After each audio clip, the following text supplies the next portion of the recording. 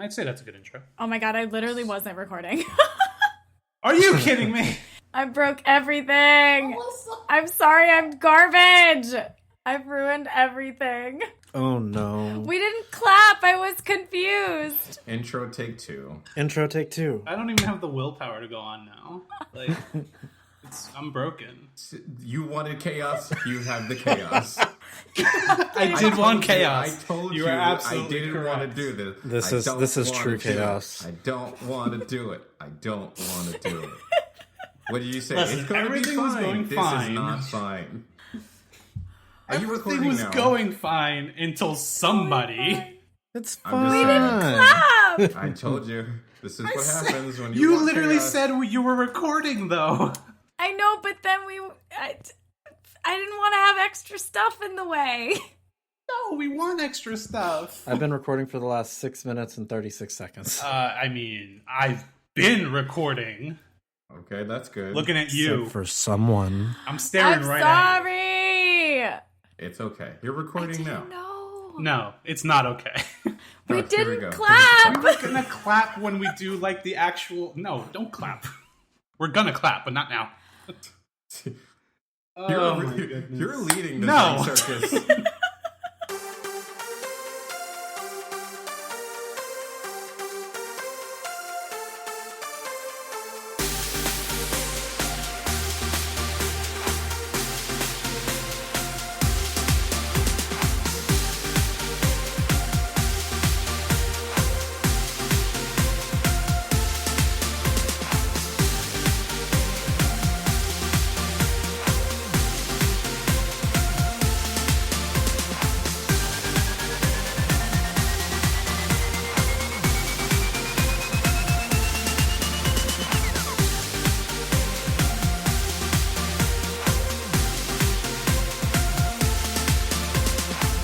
Greetings and welcome to our show, Fresh Geek Context. It is here we discuss insightful views on a routine bi-weekly basis over the incredibly nerdy things we can't stop talking about. To take you on this dorky ride are your hosts, Josh. It me. And myself, Jace. So why don't you take a seat, sit back, relax. We're here to do all the heavy lifting. It is about to get nerdy. This is episode 100. We've done 100 of these things? We've done way more than 100 because we keep splitting it into parts. But yes, we have finally done, officially, 100 full episodes. Yes. Triple digits, let's go. This is going to be fantastic. And guess what, Jace? What's that? I wanted to have a party. However, we have to do this whole, social distancing thing. We can't have people everywhere. Yeah, that's right. So, I thought, why don't we just wrap up some of our, old friends from the podcast? We could do that. And right away, we have returning guest, 2 episodes in a row, Jimmy. Hello, Jimmy. How are you? Hello there. I'm doing great. I hope everyone's doing awesome. I'm excited for episode 100, especially everything that this entails.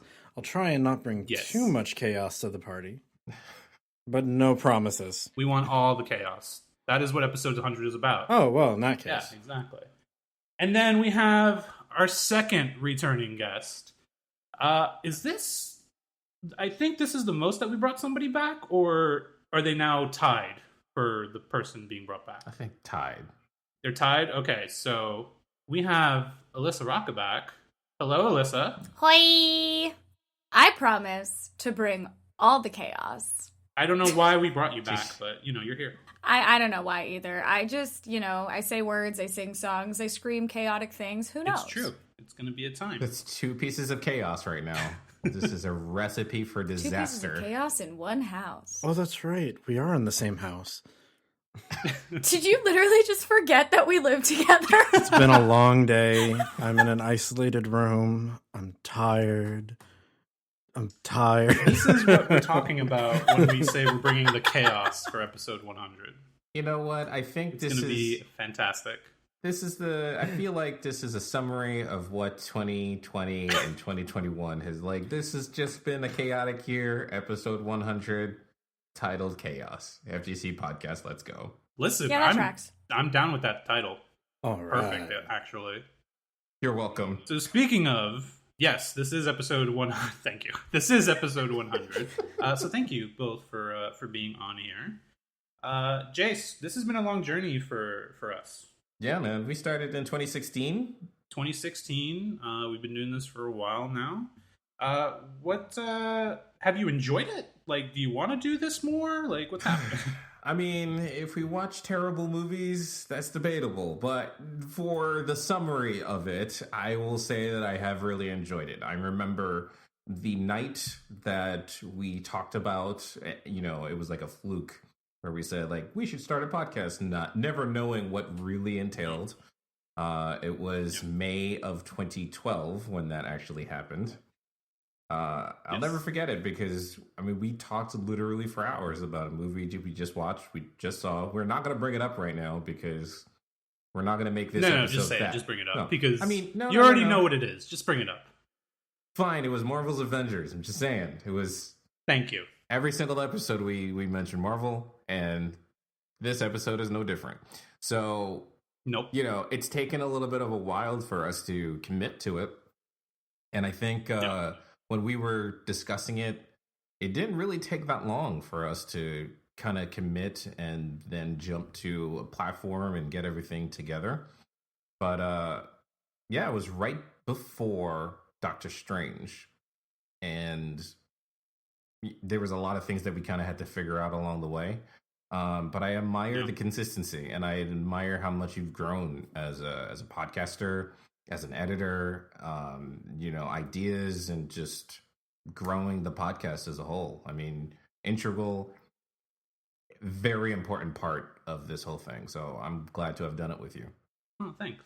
I mean, I feel the exact same way. And in all honesty, the podcast has brought a lot of good things. I mean, we were friends before the podcast. We've become even better friends, I feel, because of this.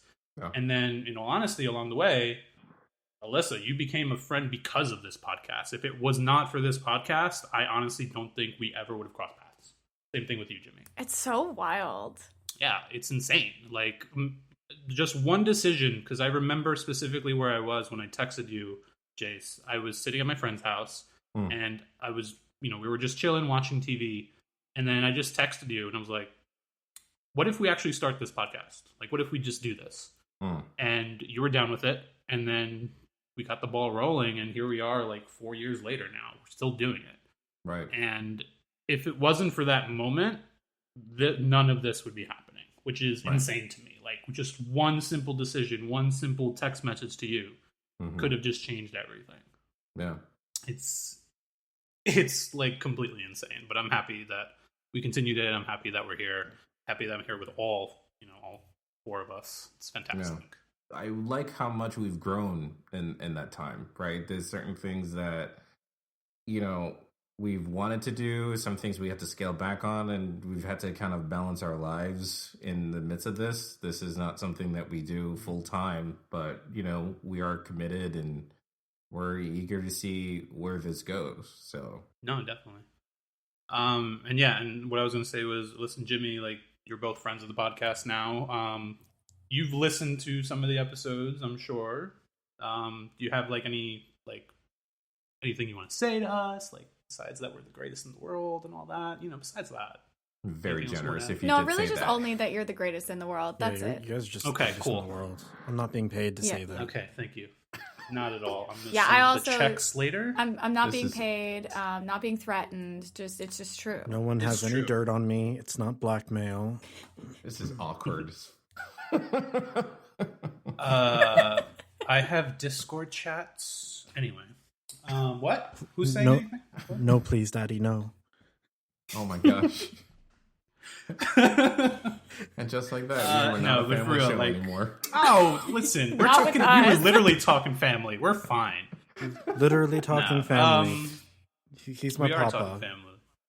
It's all about family, Live my life a quarter mile at a time. Yep. Do you guys have any any memories of the podcast that you can think of off the top of your head that you liked over the years? Favorite moments? Or over the course that you've seen? I mean, I really enjoyed the moment where I made a Pikachu sound and you thought the Pikachu on your computer was talking to you. I mean, that is true. Here is said Pikachu. The audience can't see, but Pikachu's right here. Hello. No, but we can see. You guys can see the Pikachu. Hello. Okay, You go back there now. No, it's always a fun time, especially now that I know both of you. So I'll listen to the episodes and I'll forget sometimes that it's recorded, and I'll try to like respond to you. I'm like, oh, I'm just vibing with my friends. I'm like, oh wait, they can't hear me. That's incredible. It is. I do that like every single episode. That's awesome. What about you, Jimmy? You got anything for us? Well, when I started listening to the podcast, I had no memory of what your voice sounded like because I had basically exclusively spoken to you over like some sort of text communication, and I did not know who Jace was. So I had these images in my head of what your voice sounded like and what Jace looked like. And ultimately, I was completely wrong on all accounts. Nice. That's that's what I was going for. I plan to throw everybody off with how my voice sounds. Yeah, you look nothing like Thanos, so I was kind of disappointed. I guess I should feel flattered. I thank you. Listen, it's balanced as everything should be. As it should be. So, unlike this No, episode. listen, this episode is completely balanced. It is 100% balanced. Are you kidding me right now? Of course. Chaos equals balance. Right? Don't know if I believe isn't that you. how it goes? Okay. I'll let you have that one. No, it's not. So I know the listeners. I know the listeners can't see the Discord right now. We've got like one person in purple. You're in like red. Jace is kind of a little bit greener, and I'm like in this little bit more yellow and orange. Like everybody's a different color. Balanced chaos. Balanced chaos. There you go. Just like Dr. Malcolm said, chaos. You know, funny thing about Discord, like, because Discord is something I'm relatively new to. I know everyone's been talking about it, and I'm very familiar with the logo, and I know that the logo is for a game controller icon. Nevertheless, whenever I'm looking at it, I also see Mickey Mouse shorts. I can't unsee it. Wait. It's Mickey Mouse shorts. It's clearly I can't Mickey unsee Mouse the shorts. shorts. See. God.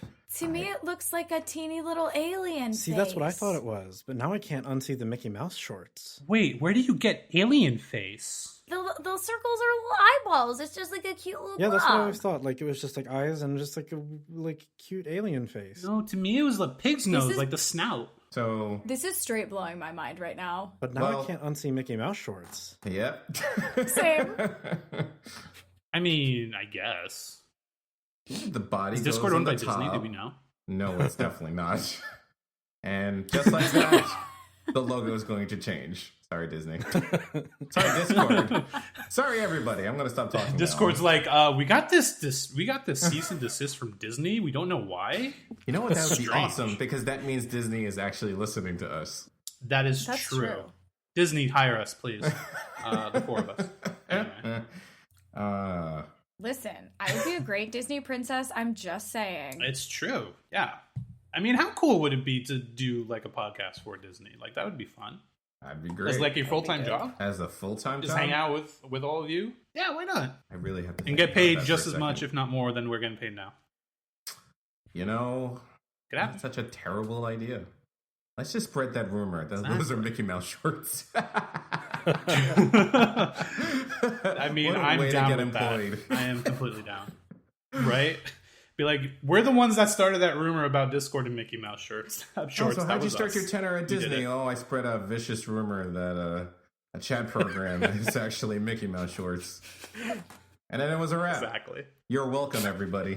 And that was it. We were done. And that's how we became Disney Amazing. boys. So, Jace. Yes. Piece of cake. Piece of cake. So, Jace, I wanted to talk to you about something. Oh boy, here it is. See, there's this, I know. ongoing conflict between you and I. Yeah. This okay. conflict in which that you told me Uh-huh. that you would never, ever Never. Nope. watch Super Mario Brothers Never. with John Leguizamo and Dennis Hopper You're forgetting somebody. and Bob Hoskins. There you go. And I've been trying to get you to do this since the podcast's inception. Yep. However, I've been unsuccessful all of those times. I would have made But- it too if it wasn't for those damn kids. Am I a child? I am a child. For this joke, I thought that was a reference to us. For this joke, possibly, yes, it is. I'm a child, so there's that. But yeah, same. Just like all those 80s and 90s cartoon villains that fail every week, there's always that one episode where they succeed. Mm-hmm. In this episode, I have succeeded. So you're the villain. I just want to put that out there. I am the villain. I'm the villain of the story. Okay? Oh, 100%. I am the villain of the story. Okay. And I made you watch Super Mario Brothers. I agreed to watch. Don't. John Leguizamo and Bob Hoskins. No, you agreed Bob Hoskins, after I asked John you Leguizamo, repeatedly. And Dennis Hopper, exclusively in that order. And I want to say, after watching the movie, I was actually very thrilled to see that they named the people starring in the movie in that order. So that was a great start. Did it subconsciously? Did it? No, I didn't watch it, so it couldn't happen subconsciously. I mean, listen, I succeeded. I am the best. And I'm going to stick to that story. I agreed to watch a stupid movie because you wouldn't shut up. Yeah, but you agreed after me begging you for years. Oh my god. Yes, you wore me down. I basically gave up. That's how it works. Because I was exhausted. You basically gave up, exactly. Now you're never going to ask me to watch and I will take the victory. Stupid movie ever again. That's not true. I might ask you to watch it one more time. I was saying, anyway. Why? We're going to watch it again tomorrow, right? Why? Oh yeah, totally. I'm down for that. Well, actually, there is another reason why we may watch it again, and I'm going to tell you at the end of this. So yes, welcome everyone. This is going to be a spoiler review of Super Mario Brothers live action with Dennis Hopper, John Leguizamo, and Bob Hoskins. It's 1993. This movie came out. It is now 2021. Yes. If anyone is listening to this, I mean, do we have to give the disclaimer still? Yeah, 100%. You always need to give the disclaimer. All right. You never know. You've had 27 years. Get it together. Hold up. I'm just going to point out here, Jace and Jimmy have never seen it. So had we spoiled it for them, boom, movie ruined completely. I'm sure if I were a listener, this would have been the time I said, all right, it's time to turn this podcast off because I don't want to watch this movie. That's rude. I'm just saying. If I was listening to this and I didn't know who any of you were, I'd be laughing my butt off. I'd be having a good time. You're making me watch Who are you? I don't want to watch. Who are you, Jace? I'm just saying. Just saying. All right. Before we get into the review, though, I do want to give a quick shout out to the SMB Movie Archive. SMB, of course, standing for Super Mario Brothers Movie Archive. SMBmovie.com is their website. This movie is literally not available to be streamed anywhere legally unless you have a Japanese Netflix account, or I believe it was the other one, Germany. So unless you're in those two areas, you cannot legally stream this movie anywhere. So I reached out to these guys, and I was like, hey, I feel like you would be the only ones to know where we could stream this legally. And they're like, yeah, unless you got it there, you can't get it. So I was a little bit saddened, but they offered to give us a copy of the film. So we're going to talk a little bit more about them afterwards, but thank you to them for providing it. And we can get into the review. But first, before we start with that, Jimmy, this is the first time you've seen this movie.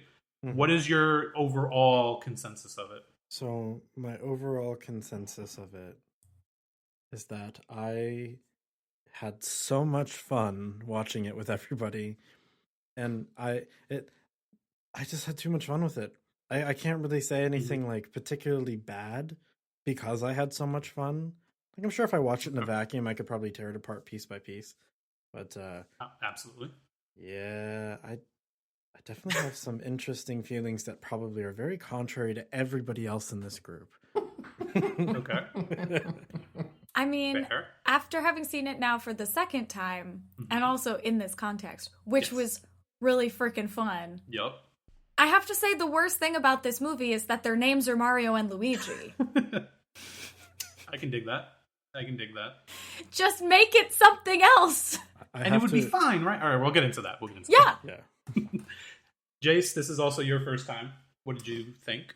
I'm going to have to agree with the previous comment, which is if you remove all the elements of Super Mario Brothers, it actually makes a somewhat decent 90s movie. That's fair.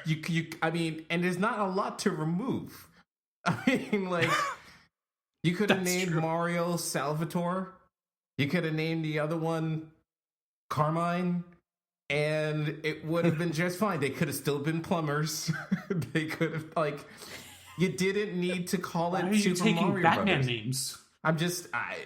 Because they're Italian.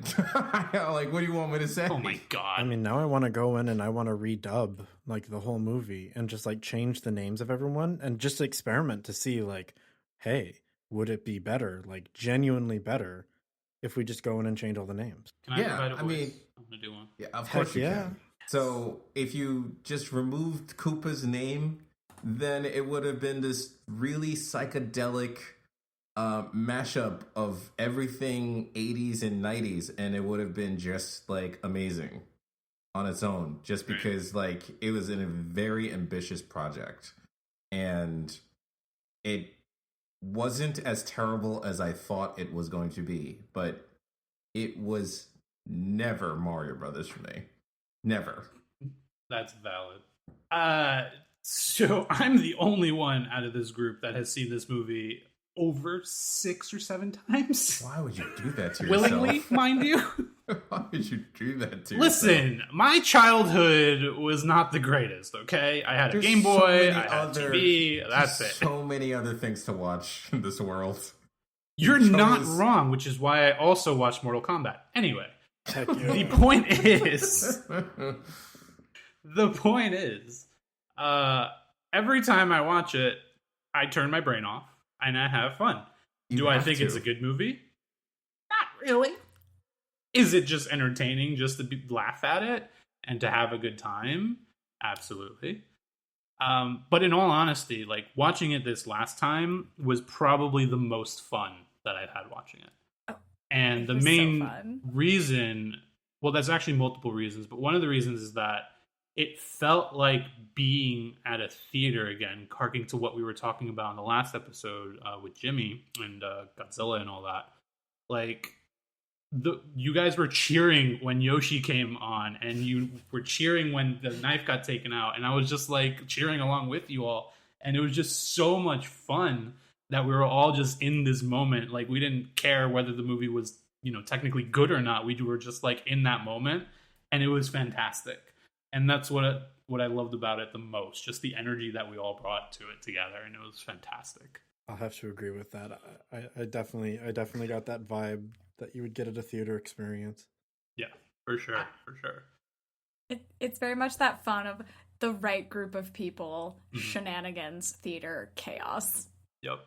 So I want to say that is chaos. Stop it, chaos. I will say I did laugh a lot during this movie because it was so like absurdly like ridiculous, and it just, this movie is actually very unique and something that I can appreciate because this movie did come out in theaters, and I, as a kid, I actively avoided it.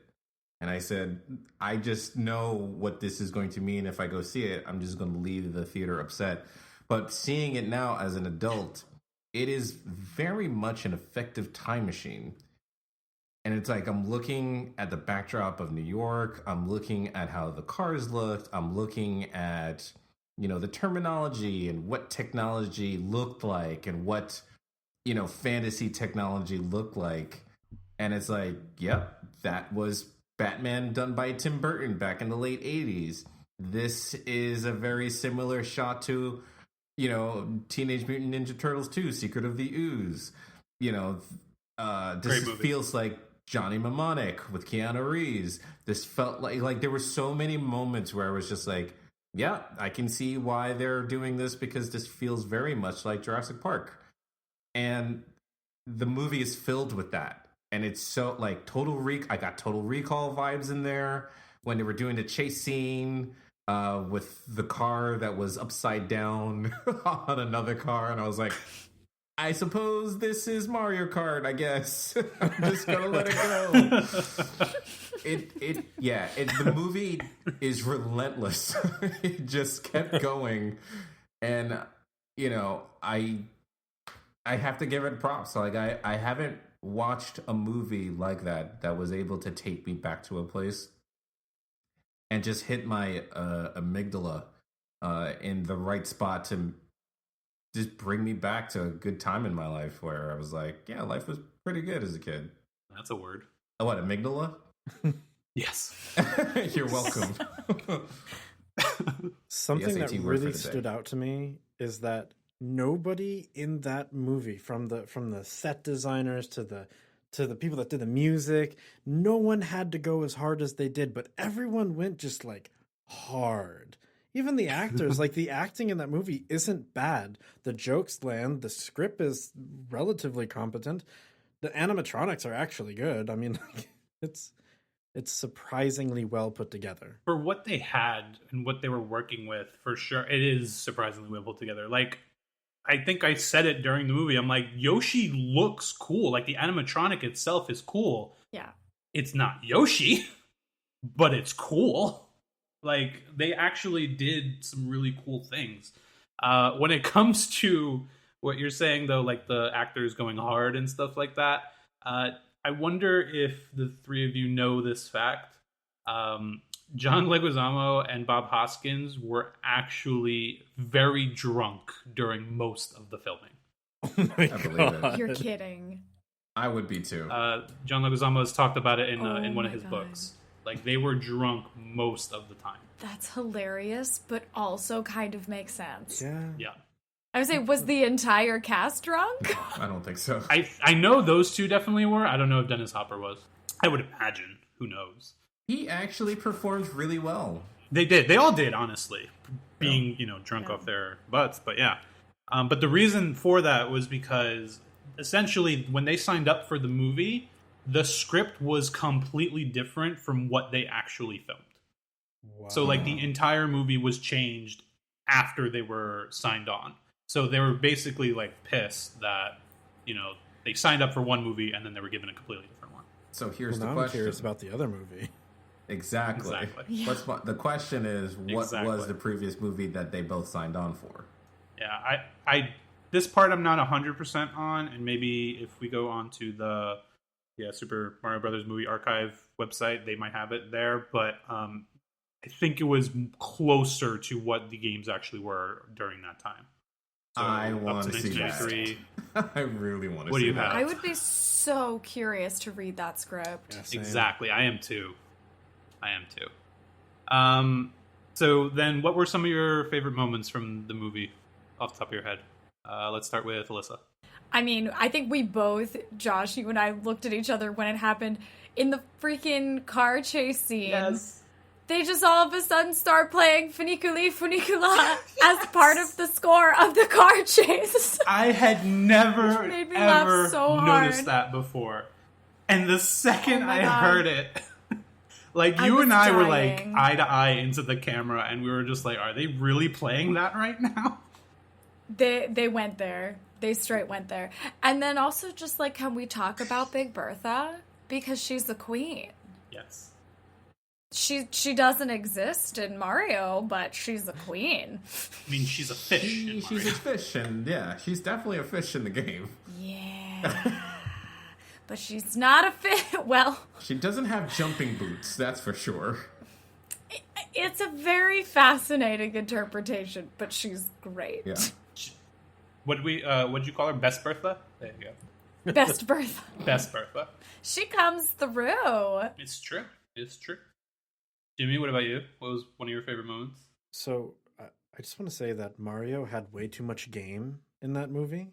Like he literally hooked up with one of the hotter girls in the movie, and then he got John Leguizamo to hook up with the girl that he wanted to hook up with, and then he was able to seduce Big Bertha. I'm pretty sure that if he tried his best, he probably could have seduced King Koopa as well. Also, Possibly. God, I would love to see Also, that. I really love the little bomb thing as it's walking and you can see it getting pulled with the wire in the proper direction.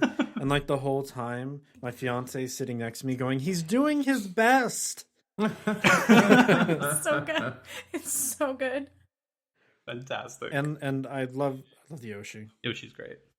What about you, Jace? So coincidentally, I've been talking about this, saying that I would never watch this movie starring Bob Hoskins, John Leguizamo, and Dennis Hopper. And then when the movie started, and I said, there it is, you saw the intro titles and the casting, and you saw Bob Hoskins, John Leguizamo, and Dennis Hopper. I actually enjoyed those three the most. Bob Hoskins, John Leguizamo, and Dennis Hopper. But I love Dennis Hopper the most because he has since passed away. So watching a film, I wouldn't even call it his prime, but to watch a film where, you know, he was alive is just taking a peek into history. So just watching him do his thing, you know, and playing the villain, whatever villain it is that we saw, you know, I did enjoy it tremendously. And by the way, King Koopa, right, enjoyed that. But freaking Aunt Petunia from Harry Potter is in this film too. God, yeah. And I'm sitting there and I'm like, are you guys seeing this? Because that's Petunia.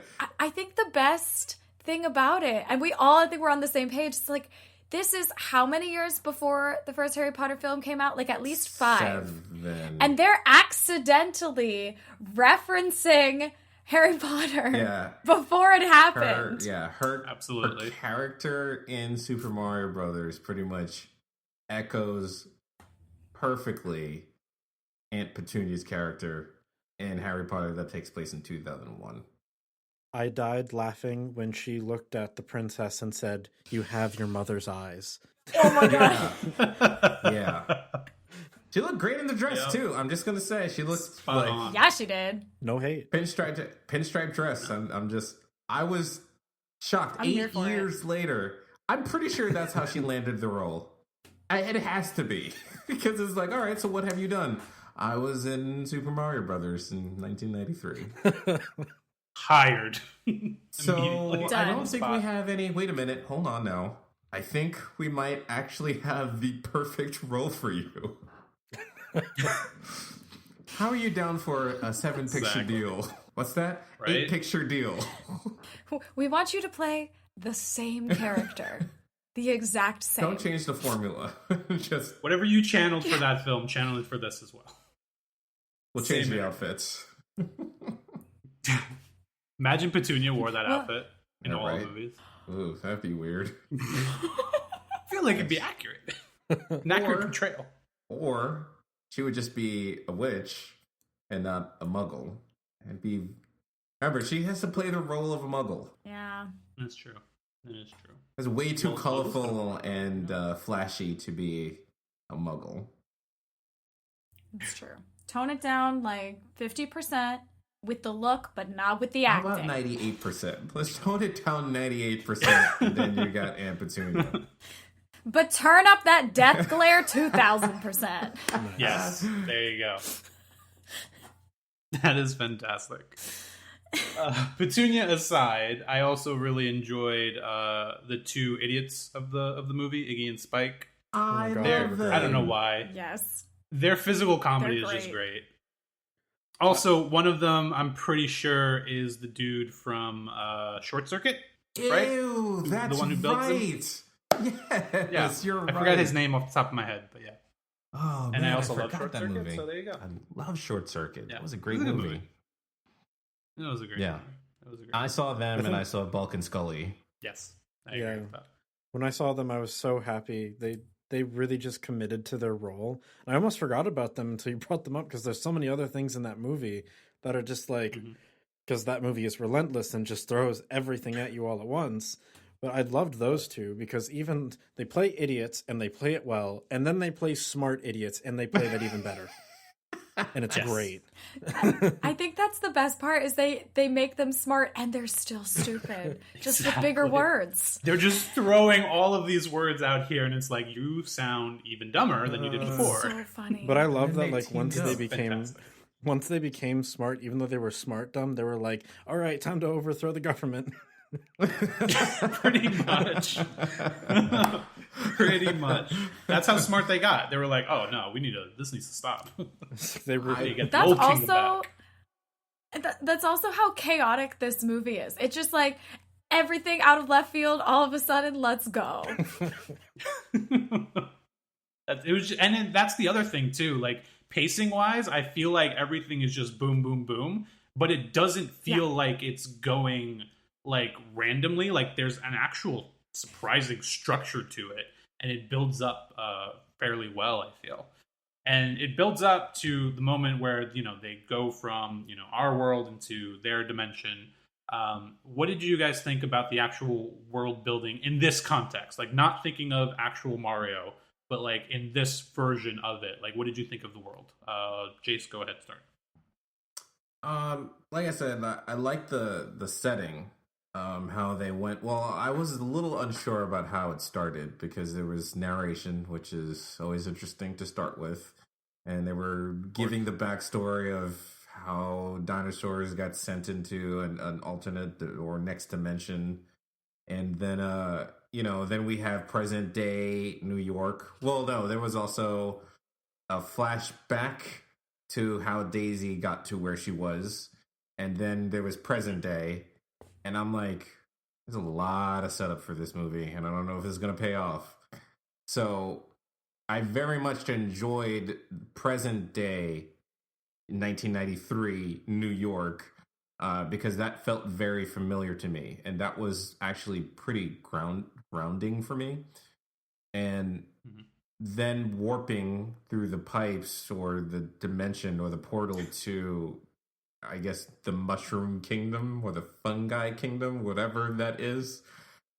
They call it the Mushroom Kingdom. They do call it the Mushroom Kingdom, and there's fungi everywhere. They do call it the Mushroom Kingdom. But it doesn't look cute at all. It doesn't look cute at it. No, it really doesn't. But believe it or not, the setting, just taking a look at like the set design, it worked. It really did work. Honestly, like if they had made that, in the 80s, that would have been a very progressive movie. And just its ambitions and its scope. So I can't knock it as far as like just the setting and world building. It really worked. Mm-hmm. Now if you're going to say like, is this a Super Mario Brothers themed movie? Then the answer is, what the heck are you even smoking? No. Like, right. In no universe. You know what? I'm actually surprised that Nintendo didn't like entertain the idea of making a Mario game based on the likeness of Bob Hoskins, John Leguizamo and Dennis Hopper. That would actually have been interesting, because then you would have had this they paradigm. Knew better. You would have had this paradigm where you had Bob Hoskins looking a lot like Russian Mario, the Russian Mario meme. It would have been great, because it was just like, how far can you actually take this? I was fully expecting Bob Hoskins to like pull out a machine gun and like slaughter everybody. No, that's just Shadow the Hedgehog from Sonic. But yeah, I mean, you hit it on the head pretty much. That's Sonic 4. Shadow the Hedgehog is coming. That is Sonic 4. There you go. No, Sonic 3. Hopefully. No, it's not. No. Anyway, Alyssa, what did you think about the world and the world that they created in this version? Same thing.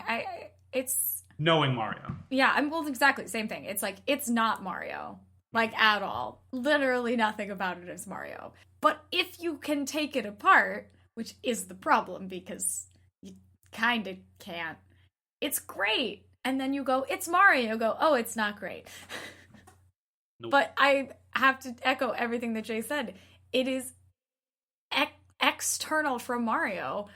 A great fun world. I think that the development of it is really interesting. And also we can't forget about Dad. That is the one thing. Every time I watch this movie, I'm just like, no, that's... If you could have changed anything, change that, please. Because why the entire fungus in the entire Mushroom Kingdom is Dad? I will never understand these choices. I don't. That is, yeah. Mm-hmm.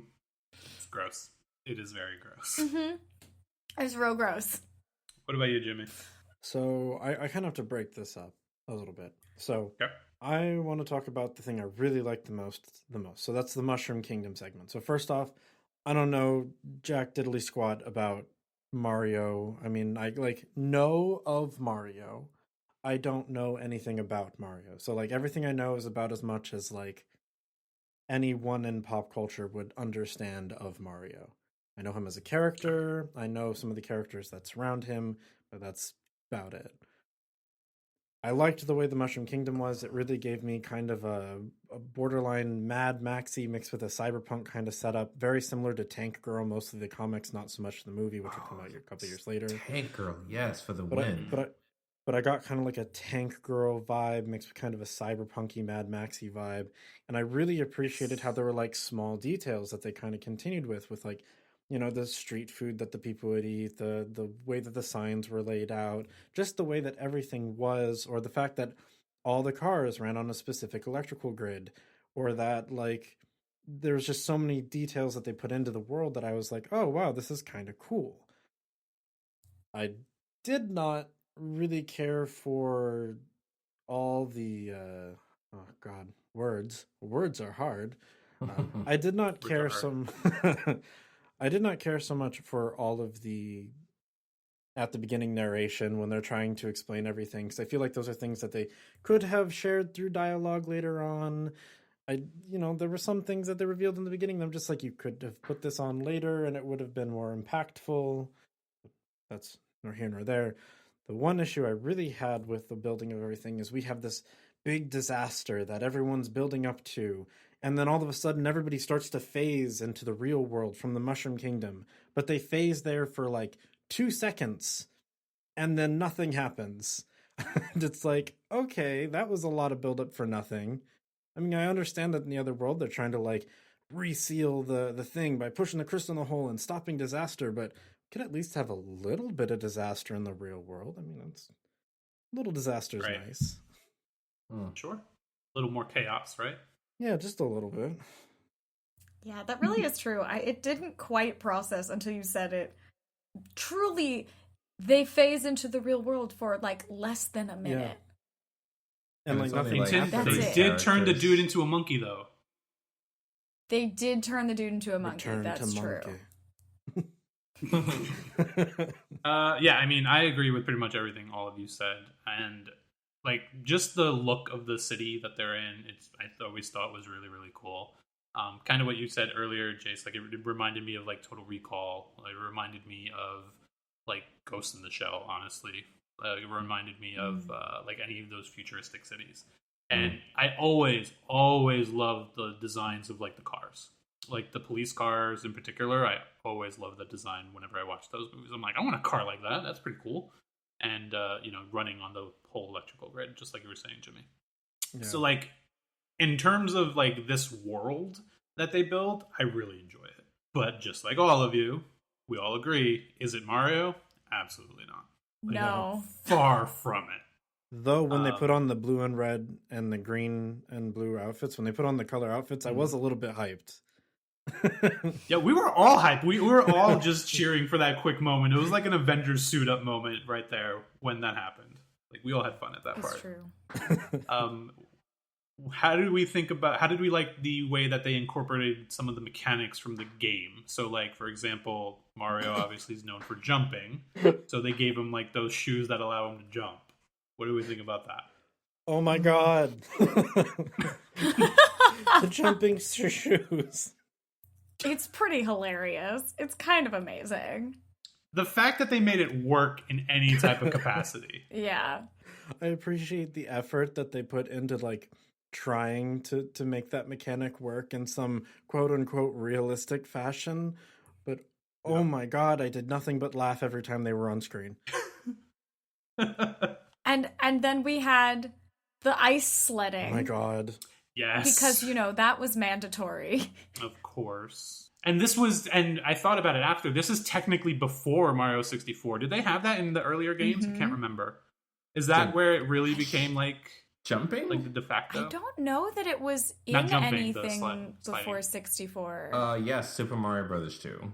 It wasn't was that? Okay. It was an ice level. There you go. I don't know if there were tunnels. Do you do the same thing?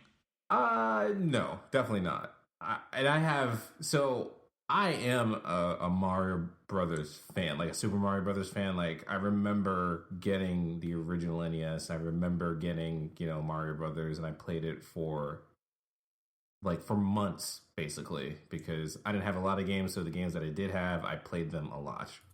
And I got very, I got very close to the game because whenever you spend time with anything, you're just going to know it more intimately in anything.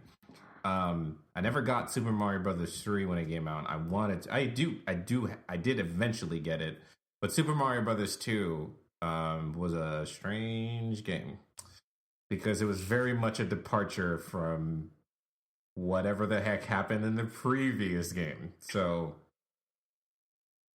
needless to say, and I've mentioned this many times before, when they were talking about making a Mario Brothers movie, I was initially excited. And, watching the commercial, I said, oh, no, I'm going to stand firm and say I'm not going to watch this. Watching it now, I can very much tell, during the production of the movie, they were like, all right, so we're going to make a movie about, two Italian plumbers that go into this mushroom kingdom to save Daisy from certain doom and prevent the world from going into chaos. And then there was that one person all the way in the back, and not to, make a connection to our guest here, but his name is Jimmy. And Jimmy is very excited, and it was just like, what about the jumping? We got to do the jumping. I got a great idea for the jumping. We got to do this. He's got shoes, and it's got a spring, and when you press it, he jumps really high. I have the whole thing mapped out. It's going to work out. And I'm like, okay.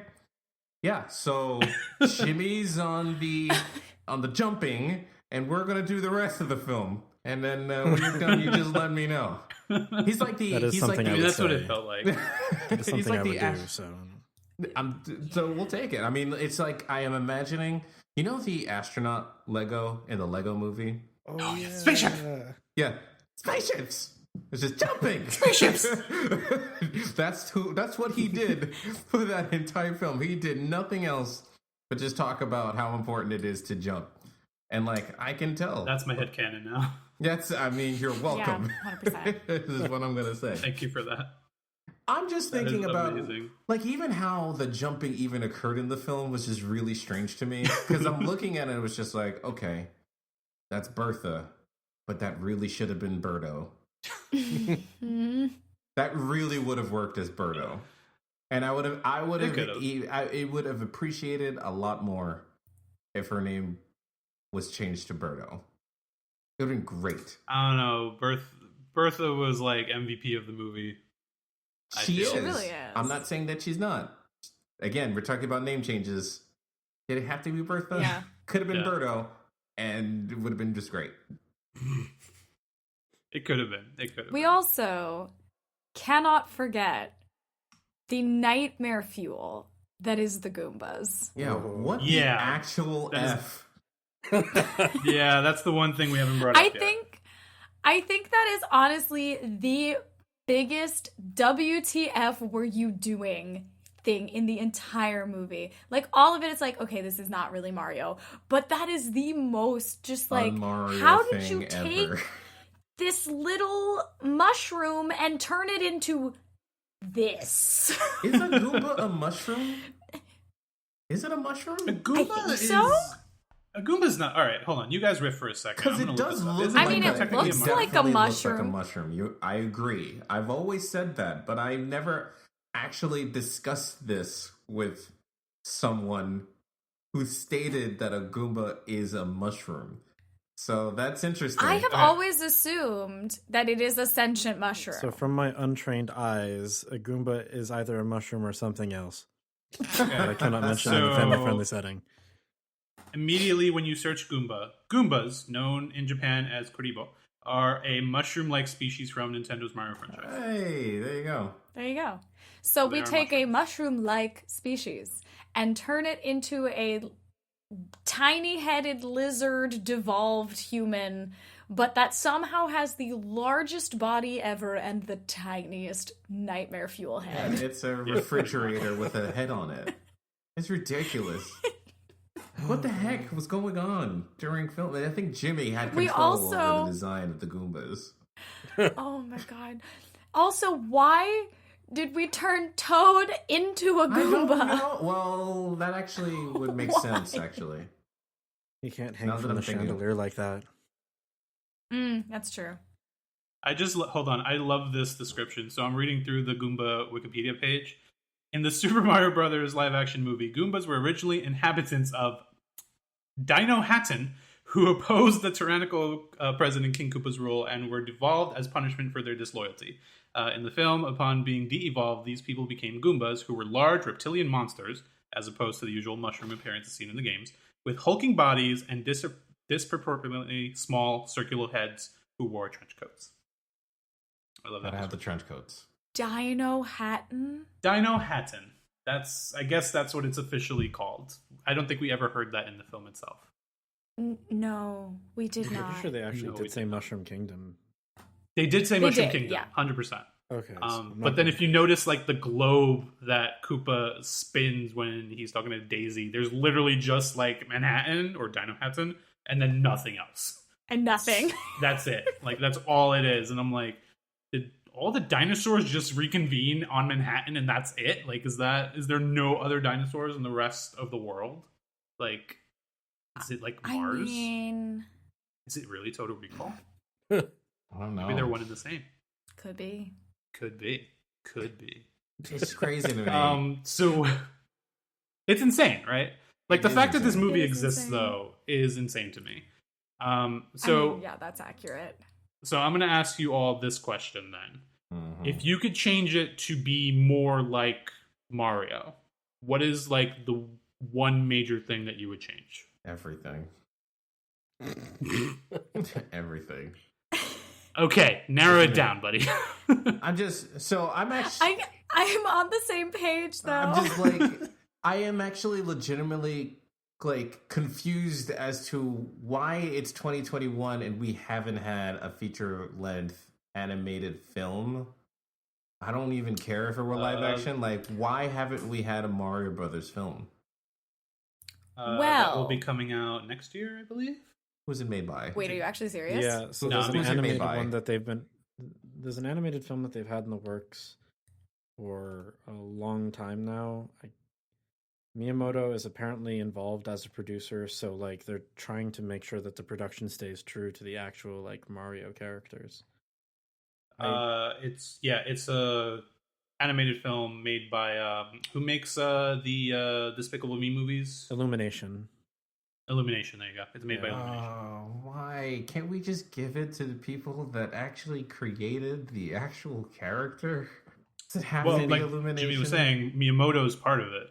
Like, Yeah, they're discussing it with him. Yeah, Nintendo and Miyamoto are, like, trying their best to make sure that the movie stays true to it. And Illumination, despite being known for, like, Despicable Me and especially for Minions, they have made really good things in the past, and they are good animators as kind of like just a studio.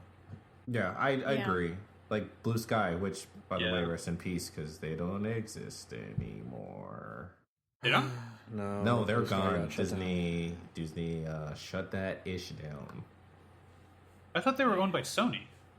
Nope. No. Blue Sky, Ice Age, that's actually on Disney Plus, is owned by Disney. It was Fox, wasn't it? Yeah, Blue Sky used to be Fox Animation Studios, and Fox Animation was shut down after Titan AE, which I love that film. That's such a good movie. I love that film, but it bombed at the box office because, like, no one knew what the audience was, because people in America were like, oh, is this a kid's movie? It's animated. And then they're like, this is not a kid's movie. I feel like this is something that we've actually, like, Jimmy and I specifically have talked about a lot in the last couple of weeks, that there is this stigma in America that if it's animated, it's a kid's movie. And we're like, no. Well, literally no. You can kind of blame Disney for that. Just saying. I mean, yes. Yes, correct. But they literally win not awards. All animated movies are kids' movies. Yeah, but they literally win awards for animated films that were made for children. So it kind of set a crazy precedent. Well, the funny thing about that is Disney made a name for themselves in the United States, specifically in the United States. And because of them, especially lobbyists who tried to push for having an animation category within the Oscars, Disney consistently got wins. But when we started getting exposure to other films in other countries, those weren't winning Oscars simply because the people who were in charge of judging the films would just straight give it to Disney. I can't remember what year it was, but they got a couple people who were supposed to be judging Oscar animated films, and they just went out and just said, yeah, we just don't watch them, we just give them to Disney. So, like, literally, you've got all these great films that aren't being watched that are better than the Disney films. Yeah. Wow. Boo. Yeah. Did we mention we wanted jobs for Disney? All I said was wow. We're not technically booing them. We're booing the Oscar watching team. Like, there's a lot of things that have definitely pushed the idea that animation is for kids, but like even that's kind of a fallacy, and people don't even see that. You have so many animated shows on TV, like the animated sitcoms, like South Park, The Simpsons, Family Guy, Futurama, clearly adult animation, but for some reason people still have it in their mind that if it's an animated movie, it's definitely for kids. And like I said, this is a very Western concept because especially in Asia, you have films coming out of the Philippines that are clearly adult-oriented, films out of course, Japan that are all demographics that you can imagine. You've got Korean animated films coming out that are definitely all ages. You've got these Irish animated films like Secret Life of Kel or Secret of Kells and something of the Wolves. I need to look that up. And Song of the Sea. Yeah, Wolfwalker, Song of the Sea. So you've got like these great films coming out of different countries that aren't getting the attention that they should because people think animated films are for kids in the US. Right. Well, when Disney has been pioneering animation and inspiring others to up their game when it comes to for the last 80 plus years. I mean, it's kind of understandable that most people would think that, cartoons are for kids and that's it. And it's an art form. It's totally an art form because think about it, like you're not just filming this. I mean, you're crafting it. You have to construct this film. Honestly, if you go and rewatch Beauty and the Beast, the way that they constructed that film is mind-boggling, and the way that they made that film isn't the way that they make films today. I truly believe that the movies that came from Disney at that time were the pinnacle of hand-drawn animation, and what they were doing at that time was just insane to me. And I don't know if we're ever going to go back to that. I could agree with that. So the 2D renaissance of animation was definitely late 80s into the 90s, especially for Disney. And they pushed what you could do, especially, I think it's Glenn Keane, I believe his name is. You're right. You're absolutely right. And he really pushed what you could do. And even his last major film that got like a lot of attention, at least a 2D film, Tarzan, we're talking a film that like went real hard in terms of animation. He changed the game and the way that the character movements work. Like the 90s into the early 2000s were big for that 2D renaissance. I don't think we're going to be going back to 2D anytime though, because Disney decided that it's not cost effective and people don't want to go see those movies. They do. Of course. They do. If you give a compelling story, that people will see it. Well, I was going to say they have the perfect opportunity now, especially with Disney Plus. Like, they can go ahead and start redoing those, and they don't necessarily have to worry about, oh, what if this doesn't make money at the theater anymore? Because now they have a huge audience that has Disney Plus. So they could very well go back to that style now. It would have and to not be as, like, They could if they wanted to, but as far as 2D animation goes in Disney, they've kind of stuck with the more puppet style of animation, where within the programs that they use, they make it easier to animate the characters as opposed to animating on ones or twos like you normally would. And I feel like they're probably going to stick with that as far as television goes, and I don't think they're going to move back to movies with it, primarily because of the technology that they've been pushing for 3D animation. So if you don't know the way that Disney does their pipeline animation, they kind of animate it in 2D first before bringing it into 3D. And so the 3D animation flows much like the 2D animation.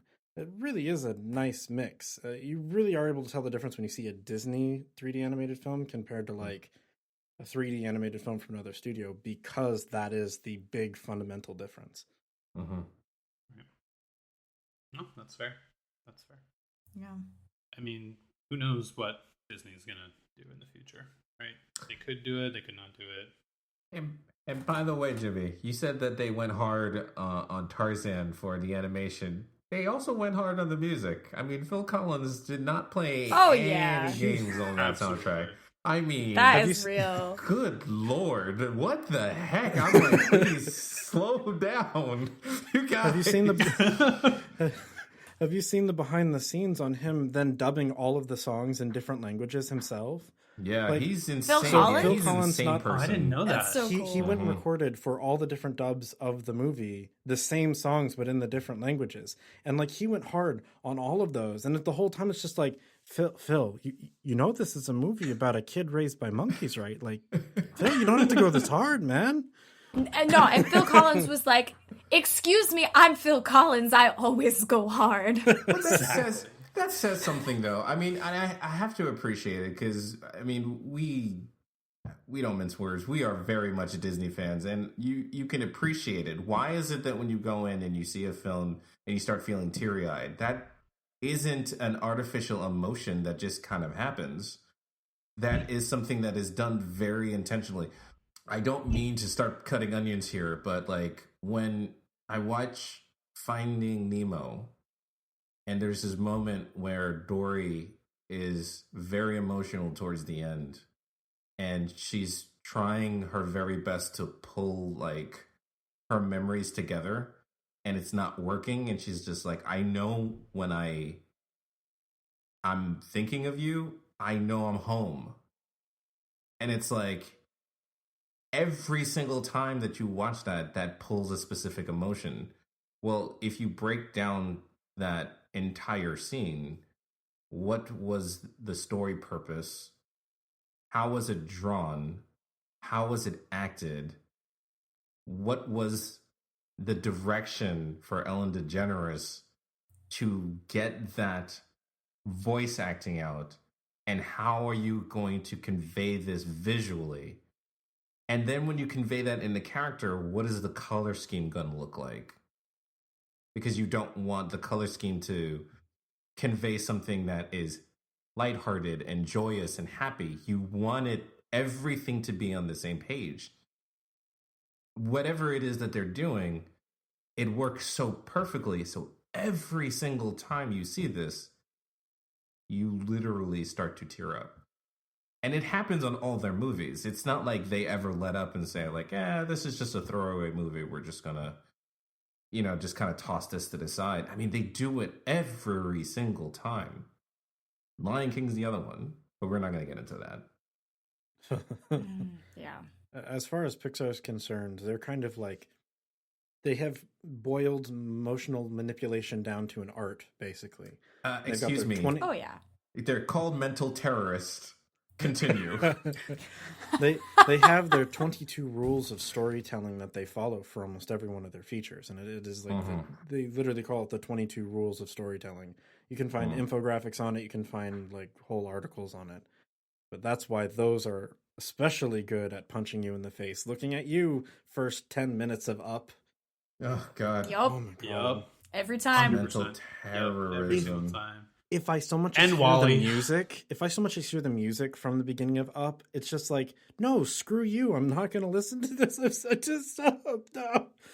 To this day, I refuse to watch Toy Story 3 because I know that I will not be ready to live my life the next day.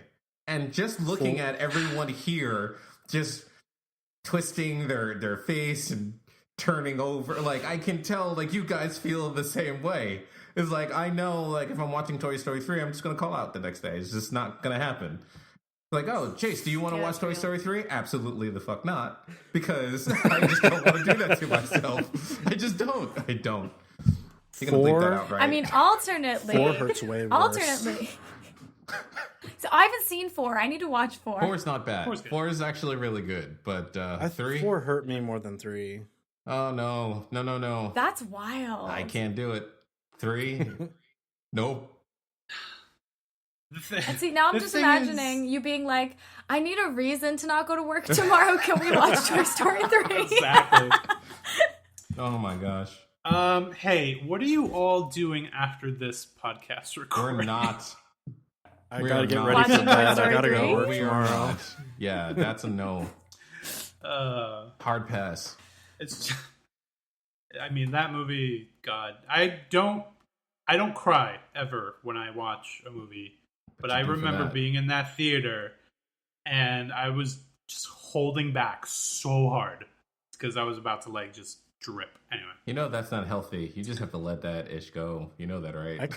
I cry at not so when I'm many at the movies. theater. I cried when I got home, obviously. Oh, I cry at the theater all the time. When King Ghidorah came me on too. screen in Godzilla versus or King of the Monsters, when Godzilla came or King Ghidorah came on the screen, my God, I just randomly threw out words out of my mouth. When King Ghidorah came up there, I was in tears. I was crying. I was like, oh my God, this is the most amazing thing I've ever seen in my life. It's so beautiful. And like, I really cried. You know what? I will probably cry when Spider-Man 3 comes out later this year. Probably. So, if like, everything that comes to pass is true, I will probably cry at that. So a few things. Avengers Endgame had me in pieces. Just saying. Oh my God, same. Yeah, Yeah, same. pieces. When I was a mess in the theater. When Peter Parker comes in and says we did it, I'm like, oh my, like what are you doing to me right now, Marvel? What the heck? What the heck? You did it, Mr. Stark. Yeah, it's hard. It's absolutely hard. And you know, I don't know. There's something to be said about these movies that consistently hit these moments every single time. I mean, you have to craft, you know, this in a very specific way to elicit these emotions, because that's where the payoff happens. And it's not just the scene, right? You have to craft the entire movie. The only reason why that death of Tony Stark worked is because his story was actually complete. It would not have held the same weight if he didn't complete his arc. So, and it's actually like expertly done. If you actually sit down and you rewatch, if you have the time to sit down and watch a 3-hour movie, look very carefully at Tony Stark, the way he interacts with Cap, and just him deciding to go back into the past again, into the 70s. It's like, it's so quick you don't even realize it, but Tony Stark literally says, "You trust me?" And Captain America obviously agrees, but in that scene, he's getting confirmation of trust, which is something that was broken in the previous movie, and how it started. It's so smart. It's so smart. You think that, you know, these things just kind of happen together, but you have to craft this. And, you know, I think they take that into consideration when, you know, you're making a 3-hour movie. It was like, all right, what doesn't make the cut? Well, Hulk jumping, you know, with a big giant satellite dish with people inside of it needs to go. So let's cut that one, because that one doesn't hold any weight. But like even more so than that, I kind of like, want that scene. Tony Stark's arc within the whole series was just amazing, because you watch this self-centered man become a superhero, stay the superhero for the fame, realize that just how deep he's in when the actual world is threatened, gets PTSD from that, tries to cope by making things right, quote unquote, but in such a forceful way that it causes discourse. And like the more that happens, like he becomes more and more falling back on that old trait of self-centeredness. And like he doesn't want to give up any of this new stuff that he's finally got for him in this future. And then he decides, I know what's going to happen. I know what I have to do. I'm the only one that can do this. And literally sacrifices all of the happiness that he had finally cultivated for himself. It's so interesting to watch that arc of like very selfish to literally sacrificing everything. Yep. Yeah. Absolutely. That's what 10 years of storytelling will do. I just love Marvel. Marvel's so much fun. So much fun. Marvel's so great. So great. Do you know how great Marvel is? How great is it? Do you know how great Marvel is? We've been literally talking about Marvel for like the last 15-20 minutes and completely forgot about Super Mario Brothers. Whoa, wait, that's what this episode's about? Wait, Mario? Who is he? How many percent of the world has quirks? Excuse me. His name is Salvatore. Let's go. You And want his to talk brother's My name Hero? is Let's go. Carmine. Told you. Oh my Wait. god. It's not Mario Brothers. It's Salvatore and Carmine. I kind of want to do a My Hero Academia one now. Please, talk about please. Oh my God. I'll wear my All Might shirt. I'm watching it for the first time right now, so I'm so here good. for it. Just Caught up anything. in manga.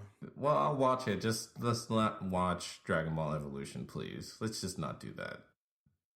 Don't worry, you got 100 episodes to worry about. No, we don't. For now, No, though, we don't. we're I convinced you for this movie. I'm going to convince you for that one. So yeah, that was all of our thoughts on Super Mario Brothers. So, like, complete asterisk. We aside, loved it I don't so much. Yeah, we liked it so much. We start talking about other good movies. Let's just talk Exactly. about WandaVision. Because I don't know Oh, if we yeah. even Oh, have the time. I mean, but like, No, WandaVision is going to be its own episode, and we're going to talk about the entire series. Please Oh, invite Don't me for worry, that that's one. coming. oh, I would Please. love That's to. coming. Absolutely love to. Yes. Because I If can't this stop. panel wants to return for WandaVision, then yes. I can't stop down. gushing about I'm this show. down. I just Yes. keep watching it. Do you understand? I'm insane. I'm insane. Oh, we are losing our minds over it in this house. Yeah. Because everyone keeps Okay, asking then me, it's fine. just like, Three- what happens next? I'm like, I don't know. You asked me like I created Yeah. the show. Absolutely. So yeah, 3 weeks from now it's over. 3 more episodes left. I don't know. Right? I heard there's a rumor that we might get a 10th episode. I heard that rumor. Everyone's Got it. looking at me like, So potentially 3 weeks, maybe 4. We'll see. We'll see. We'll have a panel discussion for WandaVision for all of us that are here. So don't worry, that's going to be a whole thing on its own. So I'm going to ask one last question about Mario before we move on to our second and I guess final topic. Would you all watch this movie again? Yes or no? With the right people, yes. Same. you're asking a lot from me right now. Really. So the asking a reason lot. I ask you, Tell me they're making a freaking sequel. so the no, they're not making. Oh a my sequel. God. They're not 25 making years a later, the sequel. sequel's finally happening. Imagine. I'd go watch it. Let's go. Oh my God, It's that gonna be a would little hard when so 2 stupid, but out of so the 3 good. main actors are, no longer with us. Rest Yeah, in yeah, peace. it's true. It's fine. Hollywood has cultivated technology Yeah. for that. It's fine. That's true. They can just digitize all their faces. Star Wars doesn't Yeah. care. They really don't. Reason I ask is because our good friends who sent us the film, the Super Mario Brothers movie.com, they're actually working on a 4K cut of the film. Mm-hmm. And on top of that, they've also restoring about 30 minutes worth of new footage that's never been seen before. Oh my god. So not only are they working on a 4K cut, but they have 30 minutes of footage that was never used that they're restoring it with. So first off, I'm confused that there are fans dedicated enough to do that. It's fair. I'm actually down for that. What's your... I'm so here for this because 30 minutes of what? I don't know, but I probably want it. Exactly. I'm hyped, but I mean, like I said, if you want me to go in and change all their names, like Salvatore and Luigi Salvatore, like I'll do it. Carmine. It's Carmine Salvatore. Get it right. I feel like one of them just needs to be named Johnny. Like, that's the most New York Italian name. Johnny. Let's What just about Like, Tony? we got Johnny and we got Tony. So, yes. Tony, yes. See? so Tony and Johnny, let's go. Tony and Johnny Tony. There you go. all the Mario names have been removed It's the Super Tony Brothers. except for Bertha. Bertha is actually named Berto for some strange reason, and it works. Perfect. Yeah, we can make this movie. Let's go. Yeah, let's Yeah. do it. I mean, Yeah. Jimmy can straight up do Yeah. this. We have the ability. I've done production Yo, Jimmy, audio let's go. for film before, so this would be like a walk in the park for me, to be honest. All right, it's done. It's happening. All right. I just So, need a we've been competent talking voice a lot crew. about Mario. I mean, that's also when there's a will, there's a way. I honestly, we've been talking about Mario for like, I don't know how long. And it's like, I was reluctant to do this because Mario is actually a beloved franchise. And there's a game that just came out Apparently, I'm the only one that got this game, but I did anyway. Sorry. And it's Super Mario Brothers 3D World for the Switch, which is a re-release game, and they actually have Bowser's Fury on it too. I actually enjoyed the game. The game was actually a lot of fun. Josh, recently you also got what was it? The 3D All Stars, and we said that we were going to talk about that, which we never did. I'm very upset with you. No, I mean I'm sorry. We discussed it in passing. We never actually did a full review, and we don't have to do it now, which is fine. We got time, but it's fine. I mean, it's good. It's no, I think it's great. I mean, I don't know why we have to talk about Mario Brothers the movie. It's just I'm hoping for an actual Mario Brothers movie so that can cleanse my palate. Listen, next year we don't have to wait. Hopefully. Maybe at the end of the crossed. year we'll get a trailer, and then we'll see what happens. I think it's still on track for next year, so we should be getting something probably at the end of the year, trailer wise, or more announcements. Yeah, when I looked it up earlier, last thing I saw was 2022. No. Yeah. Cool. So hopefully the Rona doesn't throw us all over. Oh my god.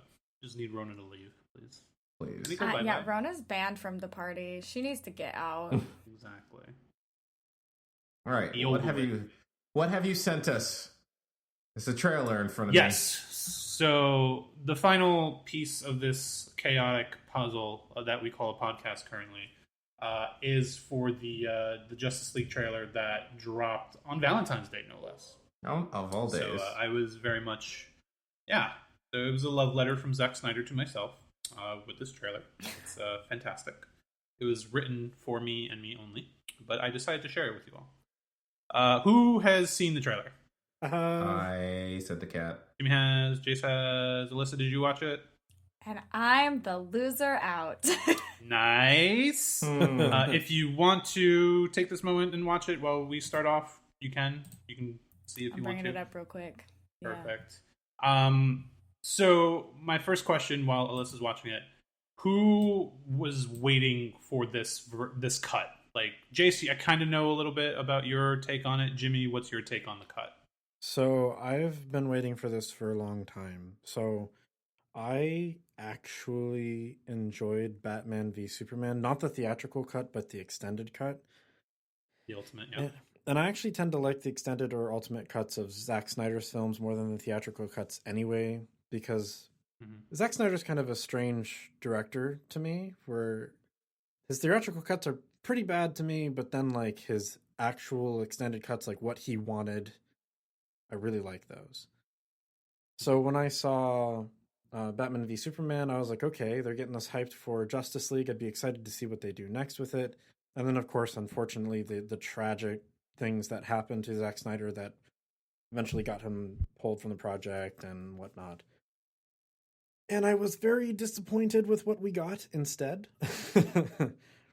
It was not at all anything that continued any of the thematics that we had established in the previous movie. We got no Darkseid, which was kind of a ripoff, you know. I mean, some would argue we barely got Steppenwolf, but you know. Oh yeah, we barely got Steppenwolf. And I know a lot of the production history behind this, how they've got like several hours worth of footage that Zack Snyder shot, and almost, I think, 30 or 40 minutes of that was only used with how much 90 minutes. 90 minutes was created from Joss Whedon. Yeah, so Zack Snyder's footage only less than 30 minutes. About like 30 minutes. Yeah, so about 30 minutes. Yeah, it's crazy. And first off, that's a huge difference. That's an entirely different movie. Like, there's no question about it. And plus, like, once I saw the trailer, now that I've seen the trailer, I'm like, ooh, it's nice and pretty. I see that cinematography that's Zack Snyder really likes to push, and oh, I'm excited. And plus, we live in a society. We do. It's currently trending on Twitter. In a society. I say, so I have not seen the extended version of Batman v Superman. I only saw the theatrical cut. Okay. And I would be very curious to see the extended version, because when I saw that movie in theaters, was angry. I was like, this is terrible. Like, there is so much wrong with this. No, I hated it. It made me angry. So knowing that there is, and I trust Jimmy's opinion on this, an extended cut that fixes a lot of the problems that were in the theatrical cut, I would be very curious to watch that before this new Justice League, because I also have not seen the original theatrical release of Justice League. The theatrical... You're not missing much. The theatrical cut of Batman v Superman has been, like, totally chopped up compared to the extended edition. Yeah, it's awful. I have the extended edition here, so I can, like, show that to you at some point in the near future. Because it really is very different. Things are paced a lot better. Character arcs actually flow a little bit. That's the biggest issue, is the pacing is just a giant question mark. Like, what are you doing? And it very much felt like they tried to put 3 hours of plot in under 2 hours of film, which clearly they did. Yep. So Lois's whole arc of figuring out, like, Luthor's plan is completely cut out in the theatrical version. Yeah. So, like you're watching that movie and the theatrical sense, you're like, wait, how does that make sense? How did they figure that out? And then you watch the extended cut and you're like, oh, that makes much more sense. The extended cut is literally 30 minutes longer than the theatrical cut. Right. And that's like a huge amount of, like, that's a lot of footage. So yeah, you're not missing much when it comes to watching the Justice League theatrical cut that's out now. So you just watched it, right? Yeah. What'd you think? It looks hype as hell. Yeah. So I'm personally excited for this for 2 reasons. One, it will replace whatever we got, 2-3 years ago now at this point. That came out, 2017? Yep. So, yeah. But on top of that, what I'm more excited about is the fact that we actually get to see Zack Snyder's vision, like, completed. Whether it's good or bad, that's going to be determined when we watch this movie in about a month. But the fact that he was given the chance to finish what he started, that's what I'm most excited to see. What are you excited about, Jace? Because you don't look excited right now. I'm actually very excited. So, no, that's not true. I'm plenty excited. Man of Steel, I very much enjoyed, even to this day. There were people trashing it. I'm like, Man of Steel is a great movie. I will constantly defend that movie. Batman versus Superman was weird, but whatever. That movie morphed constantly while it was coming out. There was a Superman sequel, then it was featuring Batman, then Batman had a title in the title. Whatever. At this point, I'm excited that we're getting these movies. So I think when we talked about Justice League, I kind of liked it. And we had a discussion about what was happening at that time, because we thought it was weird that he was just stepping down. It felt weird when we were getting that news. Like, we weren't getting the full story.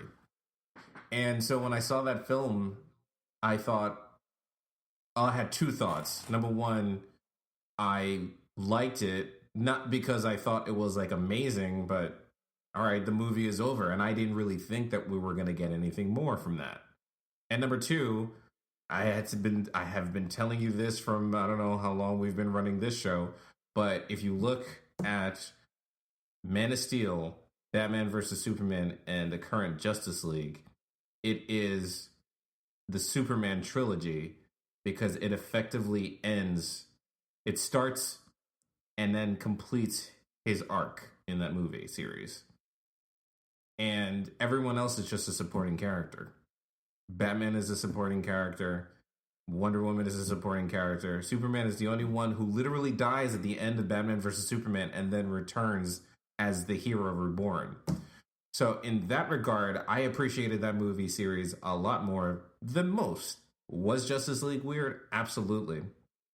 But it wasn't like I believed that there was another movie that was waiting in the wings, because we didn't get the full story. Then the rumors start coming out, released a Snyder Cut, and it was trending and then not trending. It was trending and not trending, and trending and not trending. Mm-hmm. So with this trailer, and all of the, the interviews that have been happening, we're getting a lot more information about what was happening. I suppose, while I am very excited about this movie, I really want there to be a moment where Warner Brothers kind of just has this public statement, and they may not, but I would love a public statement from them saying, like, we kind of messed up on this. Because clearly it wasn't Zack Snyder, right? Like, he wanted his vision, and it's coming out now. This isn't Joss Whedon. Joss Whedon was literally hired by Warner Brothers Studio to finish the film that they wanted finished, right? Whether Joss Whedon is a good person, a bad person, like, that doesn't mean anything to me. Like, he was hired to do a film, and he completed the film that they wanted, and Warner Brothers was confident enough to say, we're good with this, let's release it. Didn't really work out well for them. So, like, we keep trusting these guys to release these movies onto us. And I'm like, can you guys get it together? Like, let the artists do what the artists do. Like, I'm tired of it. Like, and now this is going to be this weird moment where, you know, like, March 18th comes around, we see the film, we're like, all right, this is way better than what we got, or I kind of liked how they were going, and then there's going to be these two camps, and then Warner Brothers just kind of sits in and collects, and they never fess up to anything, and it's all nonsense. And I'm like, guys, can't keep doing this. Like, these people's lives at stake here, guys. I do like the trailer, though. Yeah, no, the trailer looks dope. I'm hyped. It's a month away. Like, March 18th comes out. Are you gonna watch it through all the way? Because Alyssa, I don't know if you know this, Jimmy, Jace. It's a 4-hour movie. So holy cow. Yeah.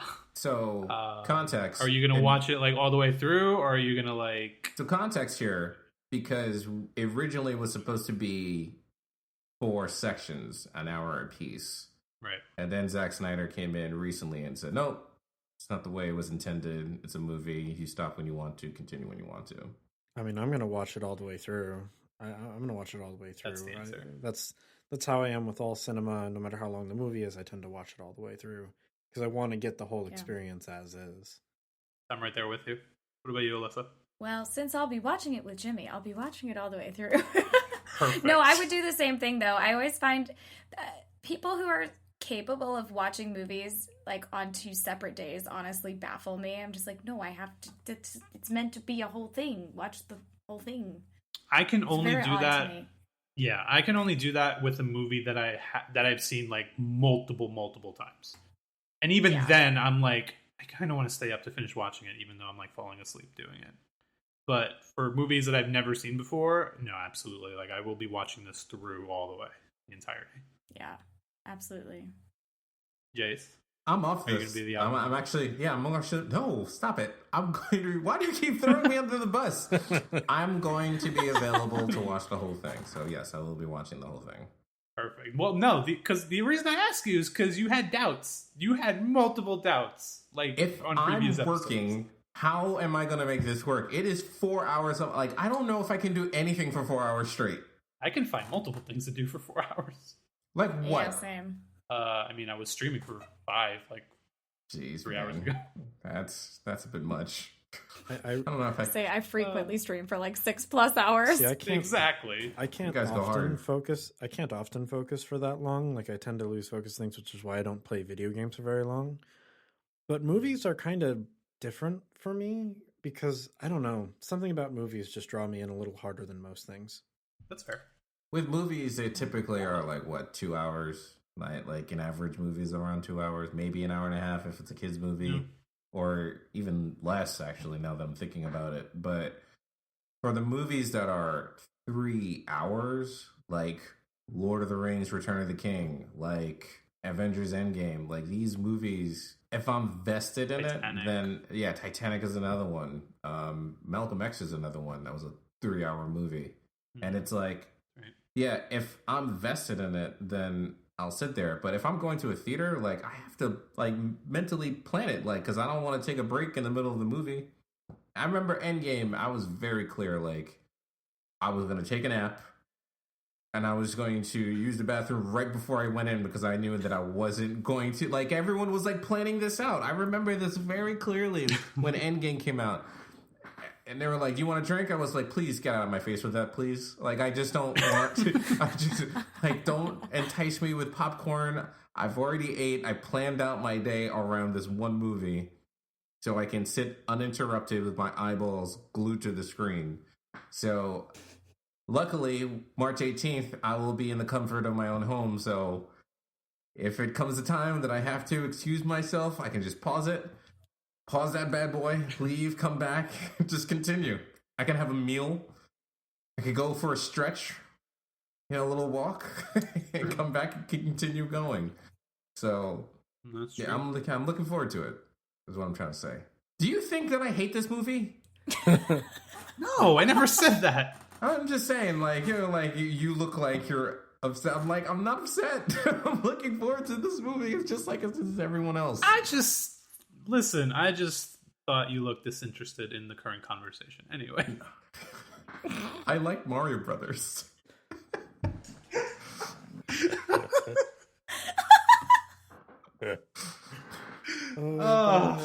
Jimmy, please speak. Okay, so one thing that is kind of tragic about this is that I don't get to experience this in theaters.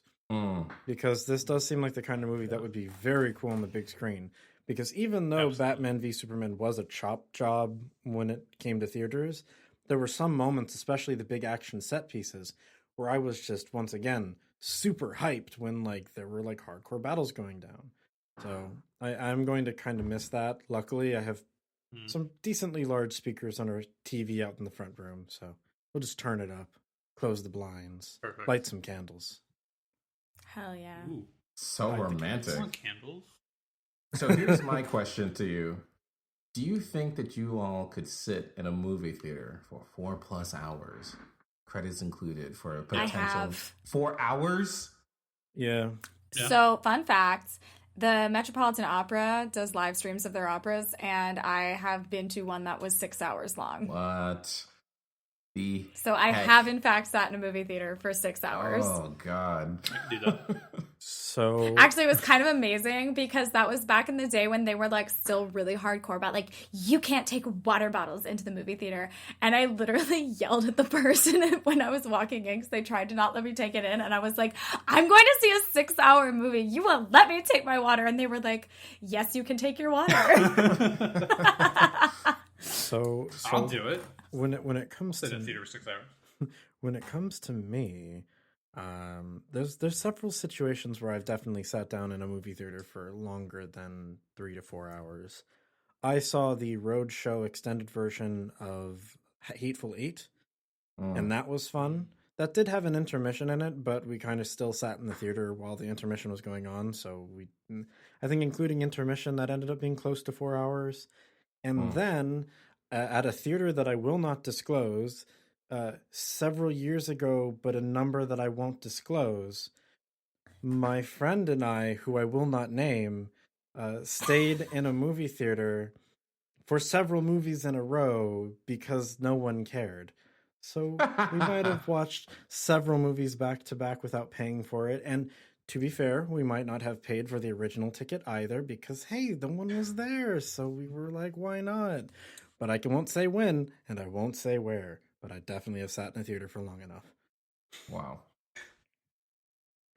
Where was my invite? I think that is the most Florida thing I've ever heard. Probably. That's fascinating. I think the theater shut down now too. Well, is this? That's because that you just told us the reason why. He's camping out in movie theaters for 7 hours at a time.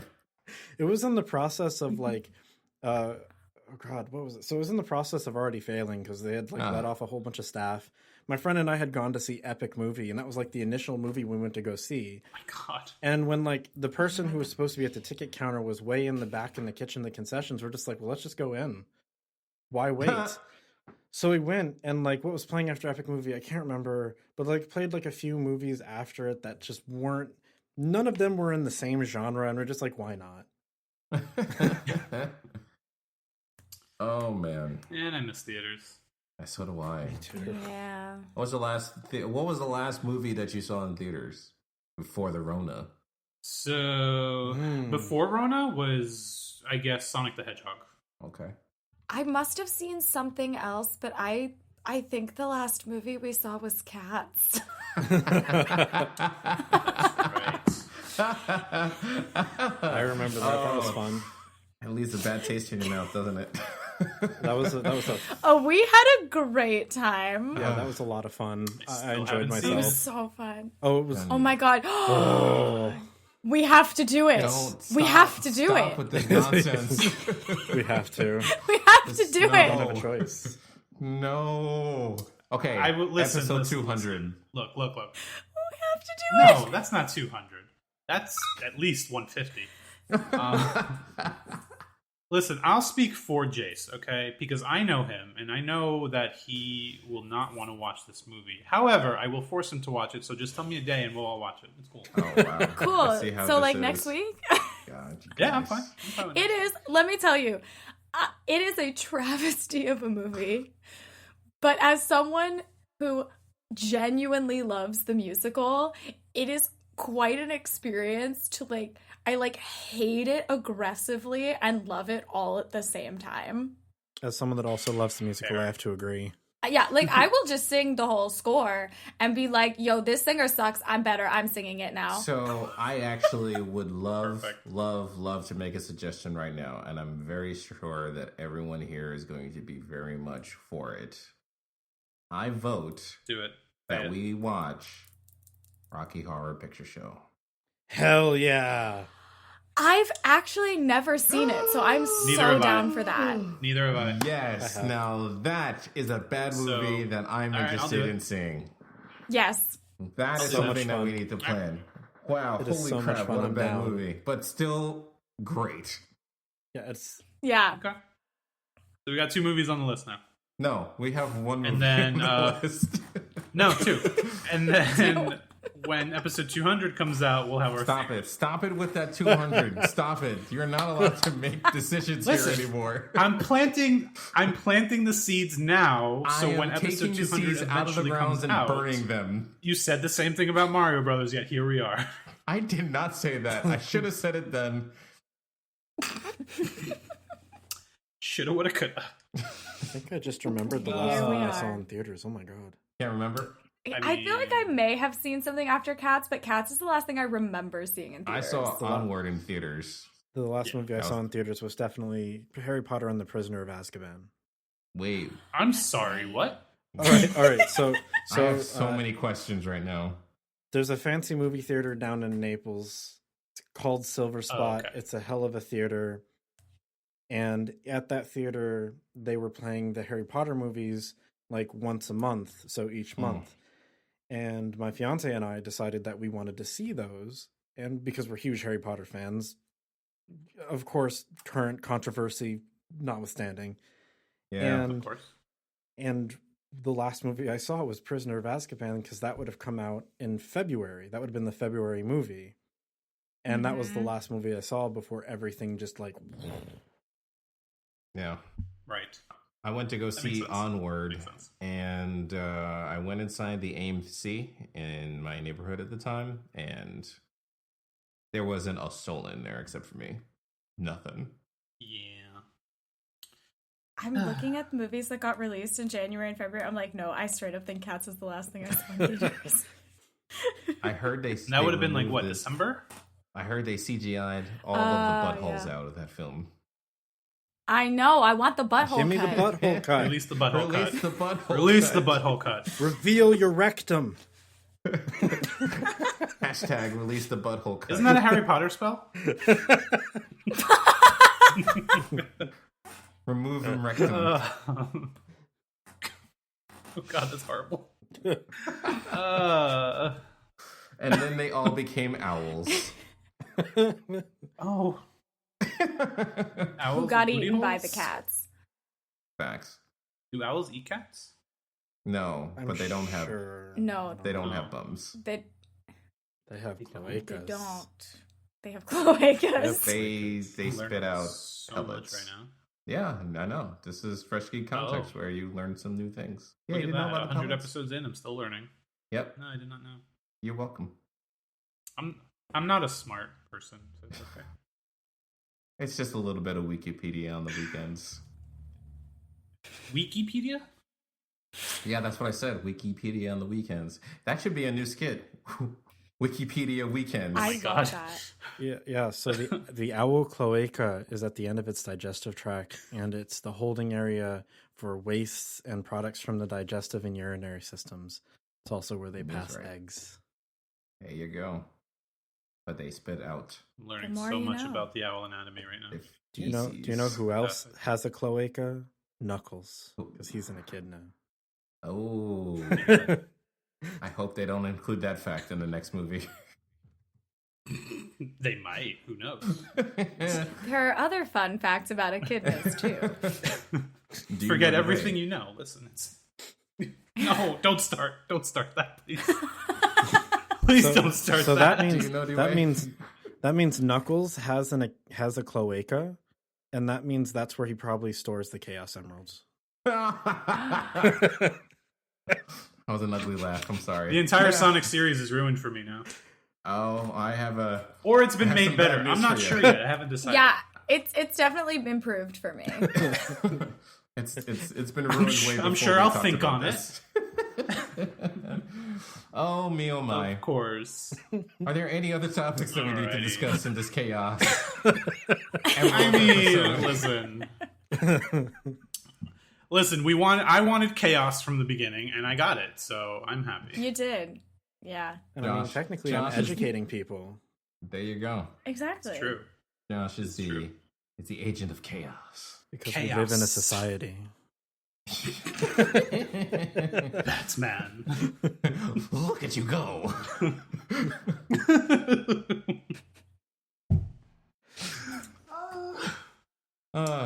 Here's my card. So good. We're just gonna end it so on good. Joker I'm references. the Joker, baby. Yes. Oh god. I'm here for the memes. Oh my goodness. Listen, the memes are the best part. They are. It's true. So, I think that is all. Thanks so much for tuning in. I'll tell you what, if you like what we had to say, you can follow us on Twitter. I am at Jace Rockland, and Josh. I am at JCA90. You can also find us on Twitter at FGC Podcast, on Instagram as FGC Podcast, or email us at freshkeycontext@gmail.com. Your line. Your line, Jace. No, there's these two other people that have to say the things. Yes, we're going to do that right after that. I was going to... Oh my goodness, fine. And then, Jimmy, where can we find you? You can find me at... You can find me under a bridge, or probably under rocks. Maybe a fossil somewhere. You can find me at Studio Iteki on like Twitter, Instagram, and like everything. And like Studio Iteki is also my YouTube. Please, I don't know. It's also my TikTok because that's the thing that's gonna happen. You have a TikTok? Why didn't I know this? And I haven't put anything on there yet. That's why I haven't pointed it out. But hey, I might as well point it out now. Also at Abstract Phobia on like everything else. Abstract Phobia at Bandcamp. Listen to my music, I guess. I don't know. I'm tired. I'm going to bed soon. And Alyssa? Hi. You can also find me in a bed, sleeping, trying to be warm and not exhausted. What is happening? We're all delusional. It's Mario's fault. I had to work today. You wanted chaos. You can actually find me. Oh my god. I did want chaos. If you're interested in my shenanigans, I am at mrocca1214 on Instagram and Divatron9000 on Twitch and Twitter. I stream also chaos, and Josh is there a lot contributing to the chaos, so if you want to do that, that's fun. Also, I sing songs sometimes when I feel like it, and Rona is ruining that right now, but soon! Let's go! We're never doing this ever again. No. You know, we're going to do this again with episode 200. That's what I'm saying. No, stop it. It's enough with the chaos. You can also visit our website at freshgeekcontext.com for written articles, galleries, and videos, as well as Spreaker.com. Just search for Fresh Geek Context there or on any streaming platform of your choice. It goes a long way for us to know that you're listening, and share with your friends so they can be fresh geeks too. Until next time, with less chaos. Can I ask a quick question about Koopa for a second? We never talked about this. Okay, Donald Bowser Koopa. is a turtle, is he not? Correct. Yes. Sure. So in the movie, they made him a T-Rex? Yes. Stop ruining the logic. It's a movie. No, It no, no. exists. It's here. Listen. No. Well, wait, hold on. Are we saying that King Koopa is Bowser? Yes. 100%. Sure. Then, did he get devolved into a T-Rex? Yeah, it was a T-Rex at the very end. He went rawr and everything. It went rawr and everything. Yeah, exactly. I said what I said. Rawr. Rawr. Just like that. Yarr. No, but my question was going to be, do you think that same T-Rex is the one from Jurassic Park? Go And away. then the Spinosaurus was the one that destroyed it? Go away. Go to sleep. Can that be the podcast new cinematic universe? Turn this podcast off I'm here right for now. it. Mario Brothers canon. plus Jurassic Park? And I mean, we did determine that Yoshi is straight out of Jurassic Park, so... It works. Works. It works. Movie crossover confirmed. Shut it Done. down. Shut it off. Done. Boom.